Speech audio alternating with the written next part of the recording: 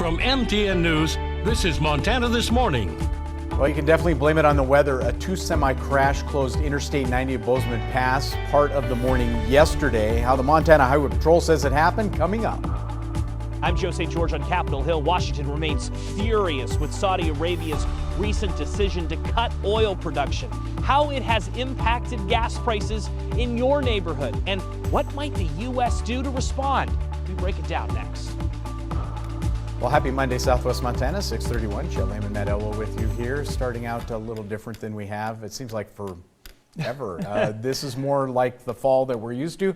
Temperatures on the chilly side, snow in the trees and on the grass, and some slick bridge decks and things like that around Southwest And some areas Montana. picked up more snow than others, but definitely feels more winter-ish as you're starting things out. If you did have some snow and there's been some melting and temperature around the freezing mark, so a good chance that we're dealing with some ice on several area roadways. And again, we're seeing snow and ice on Bozeman Pass, Homestake Pass, Gallatin Canyon, seeing wet to icy conditions this morning. Day planner calling for daytime highs near the 40s. I expect to see more sunshine for the first part of the day. Temperatures will cool down as you head through the afternoon and evening, obviously, but that could spell the potential of more ice on the roads. We're going to break it all down for you coming up in just a few minutes. All right, thanks, Matt. 6:32. We're going to stay on that same topic for a while. Early yesterday, a dual semi-crash blocked part of Interstate 90 near mile marker 316. That was on Bozeman Pass. Montana Highway Patrol said it happened around 6:10 Sunday morning, semi-jackknife. Montana Highway Patrol Trooper Rob Muir said while troopers were responding, another semi went through the median, striking two cars and blocking westbound traffic. It took about 3 hours, but the scene was able to be cleared, traffic able to continue to move. Trooper Muir said there were minor injuries from that crash. Reminds everyone to drive slowly when road conditions deteriorate. Also Sunday morning, two hunters were found about 6 hours after being reported overdue. To locate them, Gallatin County Search and Rescue went out in force. Dog team, side-by-side, four-wheelers, and people on foot. Total about 25 volunteers combed through the Sourdough Trail, Mystic Cabin area, trying to find the last known location of the hunters. Captain Scott Secor says that during missions like this, two things go through his mind. Being the commander, what goes through my mind is the safety and welfare of my crew as well as the citizen that we're trying to rescue. So it's a kind of a two-part concern. We're worried about what kind of condition is the lost folks that we're looking for in, and then secondly, how can I make sure that our team is staying warm and hydrated, and we have good communication with them in the field, and that we're not putting them in any kind of unnecessary risk. So, by the way, both those hunters were found around 3:40 in the afternoon yesterday. Also yesterday, according to Gallatin County Sheriff's Search and Rescue, a multi-team effort in Big Sky following a SOS sent to Gallatin County 911. A hunter broke a leg while hunting near the Albino Lake Trail in Big Sky.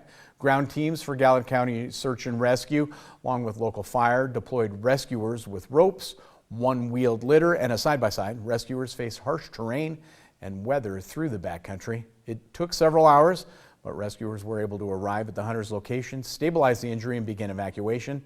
Hunter taken to Bozeman Health for further evaluation.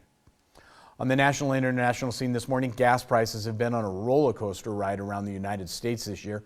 After record high prices over the summer, this fall, we have seen prices decline in most places around the country. However, economists are bracing for another hike following a decision by Saudi Arabia and other countries to reduce how much oil they produce each day. Our Joe St. George looks at the expected impact and the push to convince other countries to change their mind. Oh, gas prices. One day they are up, the next day they are down. 2022 has definitely been a wild ride at the pump. In January, it was $3.32 a gallon. By April, it was $4.11. July was rough at $4.56, but then some relief came. Last month, it averaged $3.70 nationwide, with prices trending even lower these past few weeks. But then the Organization of Petroleum Exporting Countries, OPEC, decided to meet. These are the 20-plus nations that are part of the larger group known as OPEC+. The U.S. is not a member. Collectively, though, they control about 50% of all oil production around the world. And in a major blow to our country earlier this month, voted to cut oil production by 2 million barrels a day. That matters because the world consumes about 100 million barrels every 24 hours. Taking 2 million out is expected to push prices up in the coming weeks since oil prices are based on the global market. Choices made by other countries are affecting the price of gas here at home. It's one reason President Biden announced last week he's releasing 15 million more barrels from our country's emergency petroleum reserve. Well, that is a lot. It only makes up about 2 weeks' worth of production.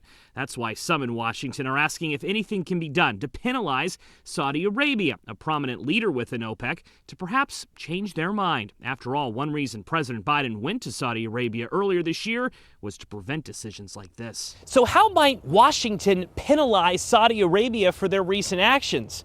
Turns out, it's complicated. There is growing bipartisan support on Capitol Hill for a bill known as NOPEC, which would allow the Justice Department to sue Saudi Arabia and other countries for unfair energy practices. A vote could happen after the midterms. Others want the U.S. to immediately block weapons sales to Saudi Arabia, but that idea is more controversial since Saudi Arabia typically aligns with the U.S. when it comes to keeping the peace in the Middle East, and some lawmakers are concerned about destabilizing the region. One thing is clear, expect some form of retaliation soon by the U.S. President Biden has promised consequences. In Washington, I'm Joe St. George. So certainly more to follow on that. Meantime, we're going to get a new picture tomorrow into how effective the Fed's interest rate hikes over the last 6 months have been on the housing market. Final numbers from the National Association of Realtors are still secret. But Dan Grossman found out it's no secret the hikes are slowing the market down considerably. The housing market over the last year and a half has been nothing short of crazy. If you tried buying, you know. For sale signs went up in the morning, then the home was sold before sunset. If you even wanted to be taken seriously, you were expected to pay tens of thousands of dollars over asking, and then maybe you'd get lucky. In today's market, we're seeing far less of that. But as Ryan Hare, a realtor, points out, that's not the case anymore. The market changed extremely fast, and that's part of a lot of the confusion right now is we're just waiting for some sort of a trend when really people don't know where we're headed. Tomorrow's data from the National Association of Realtors is expected to show a 25% drop in the number of existing home sales from this time a year ago. The culprit is those aggressive interest rate hikes implemented by the Federal Reserve that have doubled mortgage rates to 7%. The numbers are also expected to show declines in the number of building permits and new construction starts. It's certainly more balanced in the sense that buyers can spend some time looking at houses because they know it's going to be there for an extra day or two. Even though the total number of homes across the United States has fallen by 25%, that isn't uniform. It depends where you live. In Denver, home sales have fallen 74% over the course of the last year. In Phoenix, they've fallen 67%. But in Detroit, home sales have only fallen 1%. For every 1% increase in interest rates, you lose about 10% of your buying power. So I had a lot of people who were in the market 6 months ago wanting to buy a home. Let's say they were pre-approved for $500,000. If their rate went up 1%, they're now pre-approved for just $450,000. It leaves the question, when is the right time to buy? Or when will things become more affordable? And according to Ryan, it's an answer we always hate to hear. It truly depends. It depends because we need to know what the individual buyer's long-term financial and real estate goals are. In Denver, I'm Dan Grossman.